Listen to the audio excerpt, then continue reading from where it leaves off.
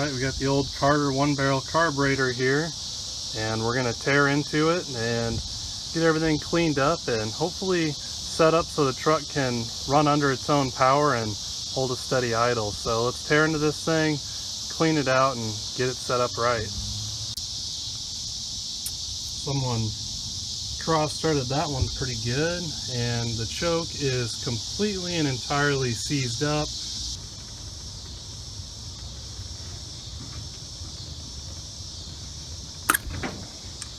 Man, try again. I got some vice grips. They might work better. Right, that was advantage, totally. Just that metal piece in there I thought we had, but apparently it's just the stem. Hey! That's all it took. Right there, you just had to break that piece off. Perfect. Fun stuff. There we go, we're in business. I don't know if we're getting it. That came off a lot easier than I thought. Alright, some carburetor cleaning and $16 worth of carburetor rebuild kit, and this Carter is ready to drop back onto the 240. Looking just about as crusty as when it come off, but slightly better, and it should actually be able to run the vehicle, so we'll find out soon. Alright, so here we go, day 2. We've determined that we can actually probably get it running because it'll light off, so we're going to really jump into it now. I've rebuilt the carburetor back at my place. We'll drain the oil, get the carburetor back on, put this boat gas tank on the passenger floor over there and route some line for it. And Ethan, he's going to work through the brakes, and we might rob some wheels and tires off a Ranger because, as you can see, you know, it's up on blocks. Alright, got the mating service all cleaned up. Got our Quality O'Reilly's base gasket here that come with our carb kit. We're going to go ahead and get this thing slammed on here. Pulling the old mechanical fuel pump off here. We got a new one to go in. Obviously it's all rotted out and we don't want to suck the fuel up from the original gas tank anyway, so we're going to get this thing all ripped off, put our new one on, get our gas tank landed in our passenger seat and all our lines ran, and we should have good fuel to our freshly rebuilt but yet still crusty carburetor.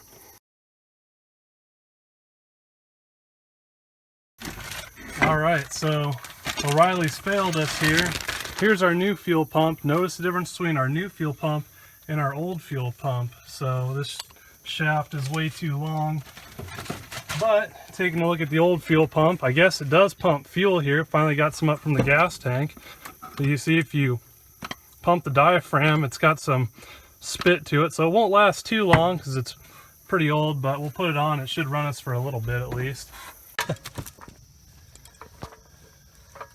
Trying to get our jack under here so we can get on the pumpkin and maybe jack it up and get the hubs off the cinder blocks here, so maybe we can get some tires on this thing. Oh look, they even left you all your lug nuts.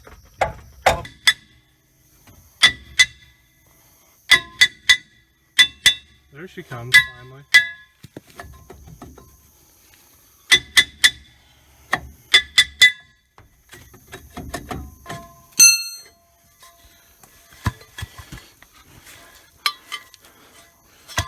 Don't look so bad. Those are brand new brake pads. Someone was nice enough, there's some anti-seize compound on here, or else that would have been a really bad day.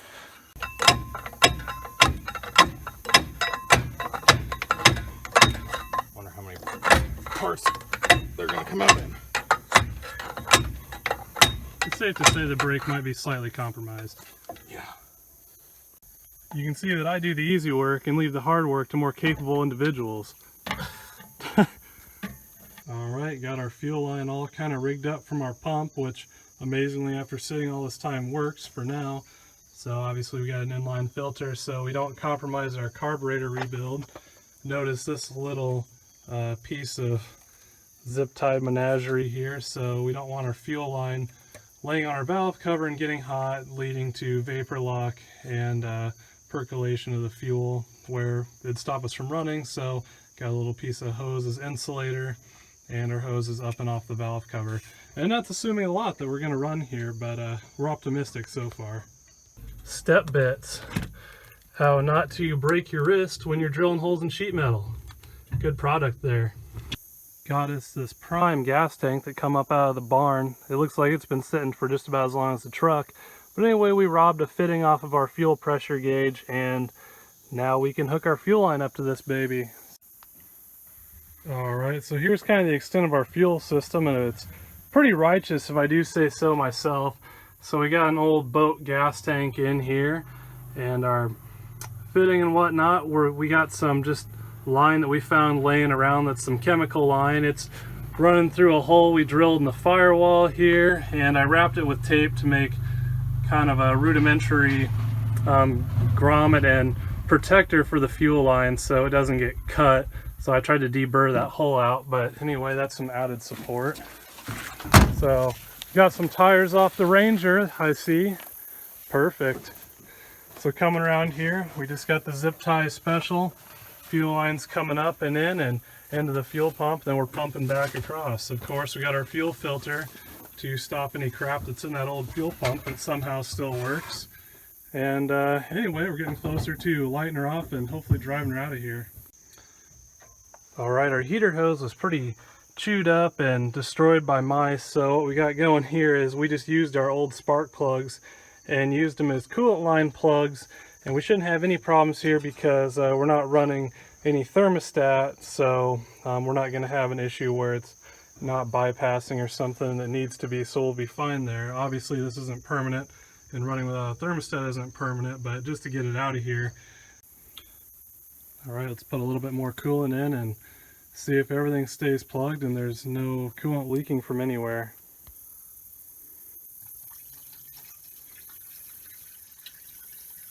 Nice to have a funnel, but you know.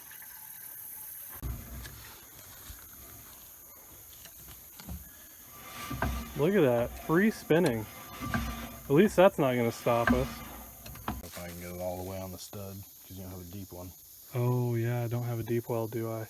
No, it's okay. Could be fun. Trying to run the nut all the way down and clean the threads up, and then get some tranny fluid we had left over on there to kind of lubricate the threads up. I just kind of haphazardly poured on. It's good. Lubrication. Then they zip on real nice. Yep, this looks completely safe to crawl under and change the oil. Especially this one cinder block, it's barely holding anything. Professional opinion, looks good enough to me. Alright, we're getting the oil changed in this thing now that we know that it'll run. We don't really want to pump all that old sludgy crap that's in the bottom through the engine around. So anyway, we've pulled the oil filter off, we're putting a new oil filter on, and we've drained the oil.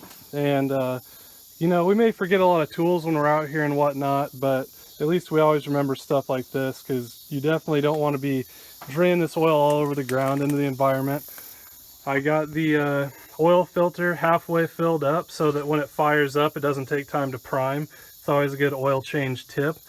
This one I only have filled halfway up because it kind of goes into the engine horizontally here, so obviously you fill all the way up, it would just dump all out all over. So but anyway, moving right along and getting pretty close to firing it up. Ethan's getting the wheels on, and amazingly that's starting to go pretty smoothly. Alright, so we're putting our Walmart brand 1040 in here. We're not really sure of the bearing condition, so we're going a little bit thicker than 1030 just to be safe. And the reason we're putting our Walmart brand in here is we're just going to run it for a little bit, and then probably all the sludge will get loosened up and be in the bottom of the pan. So before too long we'll have to end up draining it. So anyway, of course, no funnel. We're going to go ahead and pour this right on in and keep on rolling right along. Oiling up the stud so that maybe if we're lucky we can get some nuts on it, but check that pro stud oiling method out right there. Got all four tires on here, so got to get us some gasoline and we should be able to crank it, and this nice clear line we'll actually see when we are getting fuel, and we should be able to start it up. So you're good. All right, we're going to try and get the gas poured in here, and obviously we should have a funnel, and it would be really nice if the fill was not on the other side, but look at how that contour just fits in that floorboard. Oh boy, there we go. Like a pro. So this is our vacuum advanced canister line, and on this engine in particular, it's hooked up to full manifold vacuum, but it's been sitting so long, I wasn't sure if the diaphragm was good anymore. And I wouldn't really want to hook it up because then we just have a big vacuum leak. But a good way to test this, as gross as it is, you can just stick your mouth on the end of this and suck. And if you can't suck air through it, then it's still good. So I've done this. I can't suck air through it, so our diaphragm's good.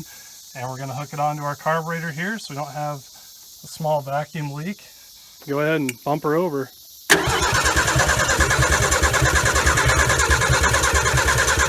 There goes the fuel. Alright, let her breathe for a little bit. So I think we ought to go in 10-second spurts here so we don't burn our starter up. Considering how mint it is, we had to go down there and smack it to make it work anyway. So fuel's pumping up now. We're in good shape.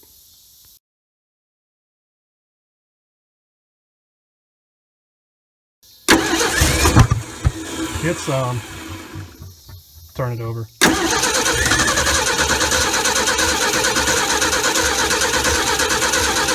Might have lost our diaphragm now. Turn it over. Watch this fuel right here.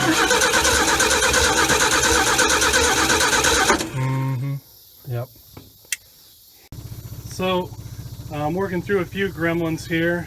We thought our fuel pump was bad, but really our pickup had rotted out in our gas tank.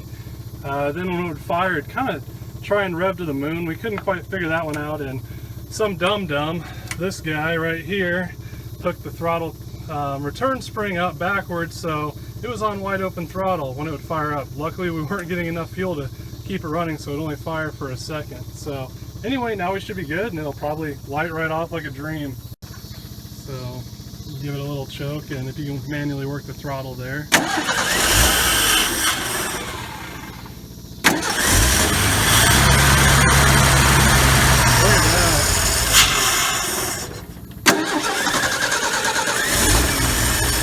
Probably idle.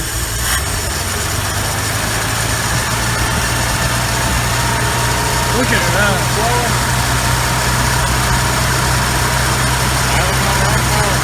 Imagine that, if you have fuel, it'll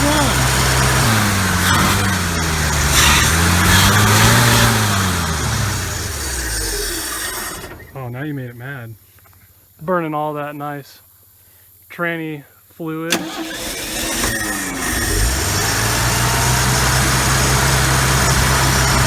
Got good manifold vacuum, so the rings are good.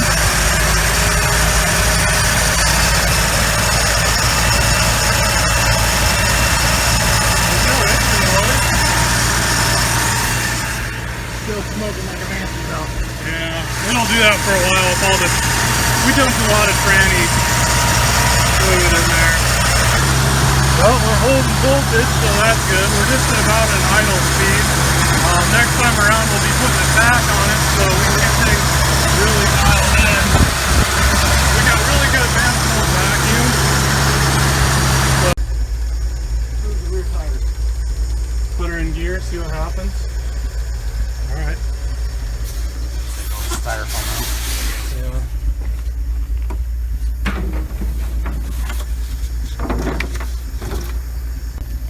There we go.